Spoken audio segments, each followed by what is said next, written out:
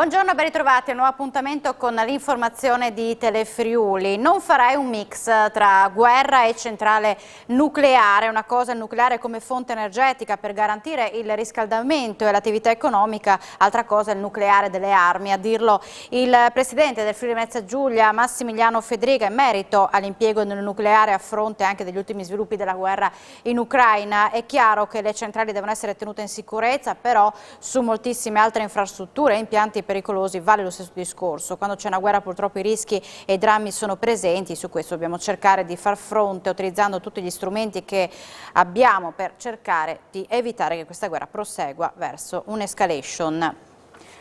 Un protocollo tra l'INCE, l'Iniziativa Centro Europea, e l'ALDA, Associazione Europea per la Democrazia Locale, punta a rafforzare la cooperazione internazionale, in particolare nei comuni. Intanto la Bielorussia va verso una sospensione dell'Iniziativa Centro Europea. Portare la cooperazione internazionale a un livello locale per consentire alle autorità che operano sul territorio di esserne protagoniste. L'Iniziativa Centro Europea e l'Associazione Europea per la Democrazia Locale hanno sottoscritto un protocollo d'intesa alla presenza del Presidente della Regione Massimiliano Fedriga, il quale ha sottolineato la necessità di lavorare per l'integrazione europea e lo sviluppo sostenibile attraverso la cooperazione regionale. Resta ovviamente alta l'attenzione sulla situazione in Ucraina. Ci siamo subito attivati cercando di fare una ricognizione delle risorse che abbiamo a disposizione per i progetti normali. Stiamo proponendo ai nostri paesi di utilizzarle esclusivamente quest'anno per il sostegno a tutto quello che può essere utile soprattutto nei confronti della popolazione civile dell'Ucraina, e abbiamo naturalmente, questo dobbiamo dirlo con grande sincerità e chiarezza, un problema politico legato al fatto che tra i nostri paesi c'è anche la Bielorussia, quindi si è aperto anche un dibattito interno. La presidenza di turno sta valutando la possibilità di chiedere la sospensione della Bielorussia nella nostra organizzazione. Noi come segretariato naturalmente ci siamo subito espressi a sostegno di questa idea, pur tenendo presente che questo è un foro di dialogo e quindi vanno sempre cercate le ragioni che possono mettere in qualche modo in collegamento i paesi e le persone. Però anche segnalando che certe situazioni non possono essere, come dire, giustificate in alcun modo. Industrie alimentari del Friuli Venezia Giulia a caccia di materie prime per poter continuare la produzione, tra le quali le farine. Coldiretti invita a intensificare sul territorio le semine di cereali per ripinguare le scorte e provvedere al fabbisogno locale. In Friuli Venezia Giulia, come su tutto il territorio nazionale, alcune materie prime utilizzate dall'industria alimentare cominciano a scarseggiare e, oltre a essere difficili da reperire, sono vendute a prezzi fuori mercato. La situazione sta spiazzando le aziende che verso la fine del 2021 avevano cominciato a riorganizzarsi per contenere i costi energetici, rivedendo turni di lavoro e lasciando a casa personale non stabilizzato.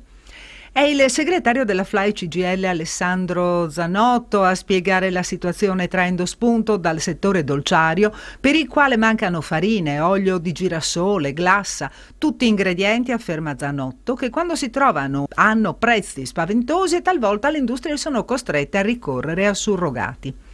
Se da una parte il segretario della FLAI CGIL regionale punta al coinvolgimento di tutta la filiera per ragionare su strategie che consentano di salvaguardare i posti di lavoro, dall'altra il direttore regionale di Coldiretti Cesare Magalini rilancia la necessità di un incremento delle produzioni locali.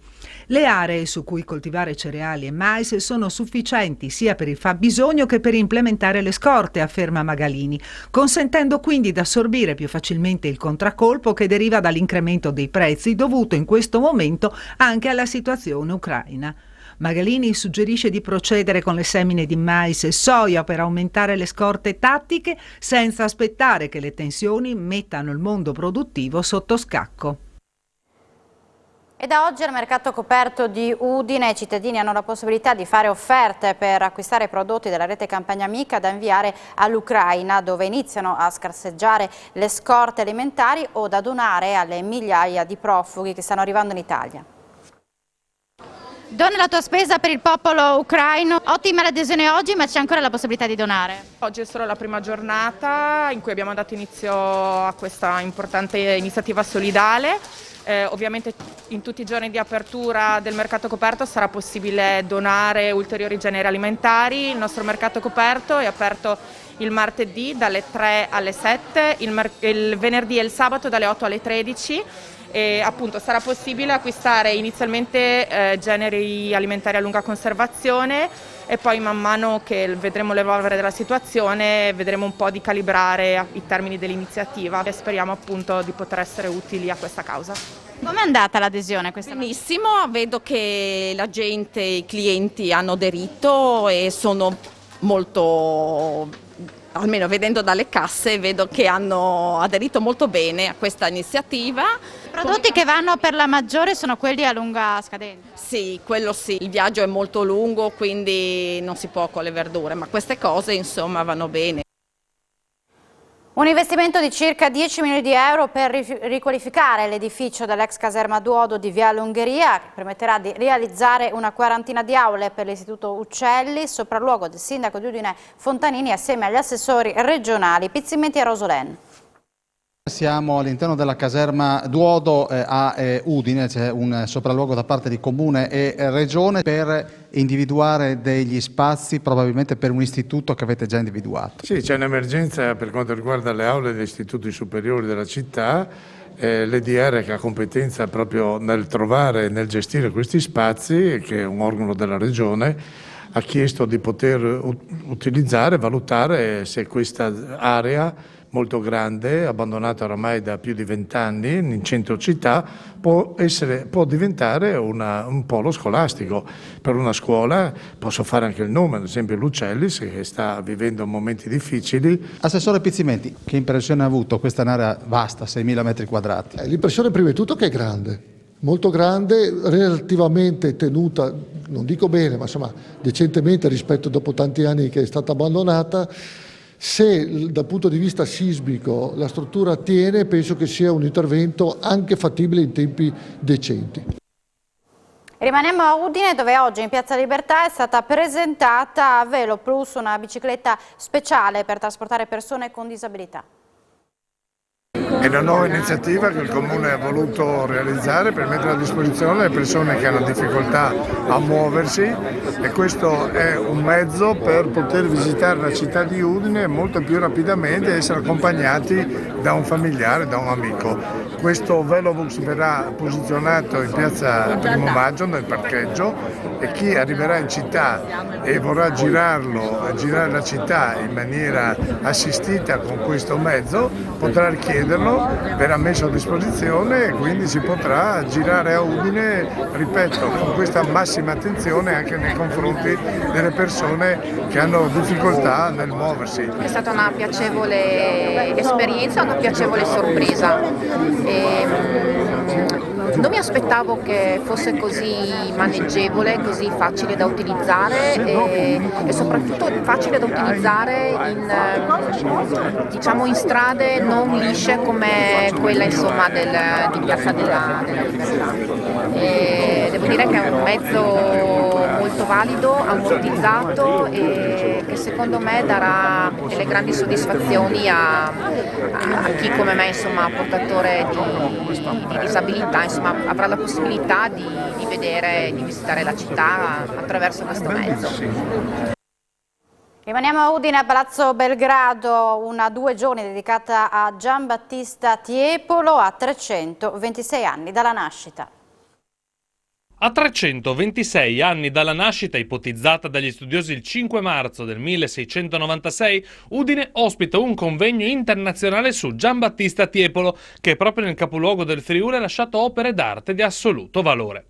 Tiepolo, i disegni, organizzato a Palazzo Belgrado, accoglie decine di studiosi appassionati del pittore veneziano, incentrandosi in particolar modo su studi, disegni e bozzetti suoi come dei 2 figli, Giandomenico e Lorenzo, pittori anch'essi. Mostrati e spiegati dagli esperti saranno i cataloghi di diversi musei internazionali come del Louvre o del Sartorio di Trieste, ma anche alcuni clamorosi casi di falsi. Ma nella 2 giorni non c'è spazio solo per le parole. Il liceo coreutico dell'Educatato Statale Uccellis di Udine ha organizzato uno spettacolo incentrato su 2 opere di Tiepolo, Caduta degli Angeli Ribelli all'interno del Palazzo Patriarcale e Assunta, che invece si trova nell'Oratorio della Purità. Questo è un momento importante in cui Udine diventa centrale nel mondo della ricerca scientifica in ambito culturale, ha commentato l'assessore generale Tiziana Gibelli aprendo il convegno. Rappresenta un momento di crescita e di arricchimento sia per chi studia, ha concluso Gibelli, che per il pubblico. La cronaca, indagini dei carabinieri sono in corso per risalire 2 rapinatori che ieri sera hanno aggredito un uomo e la compagna in via Montecengio a Trieste. Secondo una ricostruzione verso le 19:30 la coppia stava rientrando nell'abitazione quando è stata bloccata da 2 rapinatori in attesa del loro arrivo. Questi ultimi hanno intimato all'uomo di consegnare l'orologio. Per rafforzare la minaccia hanno esploso 2 colpi con una scacciacani. La vittima però ha fatto resistenza, è stata colpita alla testa con il calcio dell'arma. Successivamente 2 sono riusciti a sfilare l'orologio di valore dal polso dell'uomo e sono fuggiti. La coppia è stata accompagnata in ospedale. 2 detenuti sono evasi nel tardo pomeriggio ieri dal carcere di via Cornero a Trieste. Secondo quanto si apprende, 2 detenuti sono stati notati mentre scavalcavano il muro del carcere da alcuni passanti. Immediatamente sono scattate le ricerche da parte delle forze dell'ordine. Il carcere del Cornero si trova in centro a Trieste, in un corpo di fabbrica adiacente al tribunale e alla procura. Uno dei 2 fuggitivi è stato catturato poco dopo dalla squadra mobile Opicina e poi è stato bloccato anche l'altro nella stessa zona. Il sindaco uscente di Monfalcone, Anna Maria Cisinta, ha sciolto le riserve e questa mattina ha ufficializzato la sua ricandidatura alla presenza dei segretari regionali di tutto il centrodestra. Lega, Progetto FVG, Fratelli d'Italia, Forza Italia e Noi per l'Italia sosterranno uniti la candidatura. È un onore per me accettare la ricandidatura dopo che mi è stata chiesta a gran voce non solo dagli esponenti politici quanto dai monfalconesi, che ringrazio per l'appoggio e la gratificazione che manifestano quotidianamente. E siamo allo sport, impegni casalinghi. Oggi per Udinese e Pordenone i bianconeri ricevono al Friuli la Sampdoria alle 15 per un importante scontro salvezza, avversario difficile alle 14. Per il Pordenone a Lignano c'è il Pisa, prima squadra affrontata da Tedino al ritorno in neroverde. Non mi aspetto niente di diverso, non gli ho chiesto niente di diverso da tutte le partite che abbiamo fatto fino ad oggi insieme, perché il messaggio che ci stiamo passando nella quotidianità, che la cosa bella del nostro lavoro è il riconfermarsi, ma non solo la domenica, riconfermarsi quotidianamente e andare a cercare risposte giorno giorno nel lavoro. Mi aspetto una squadra che ha voglia di rivalsa dopo lo scivolone di Bergamo, che ha seguito 2 grandi prestazioni dove ho visto la Sampdoria strapazzare il Sassuolo, con grande rispetto del Sassuolo lo dico, però ho visto fare del gran calcio alla Sampdoria. La squadra va incoraggiata in questo momento perché l'unica cosa che si può fare è lavoro e fiducia. È stata una squadra comunque la nostra andata coraggiosa perché trovavamo il Pisa prima in classifica e quindi con grandi certezze che sono state ingigantite dopo il mercato di gennaio da parte loro, quindi è normale che troveremo una squadra ancora più forte, ancora più affamata e noi dobbiamo essere sicuramente umili, concentrati per ribattere colpo su colpo. E per essere aggiornati sui 2 match, in particolare su Udinese e Sampdoria, appuntamento con bianconero a partire dalle 14:30 con ospiti e collegamenti con lo Stadio Friuli. Grazie per l'attenzione e buona giornata.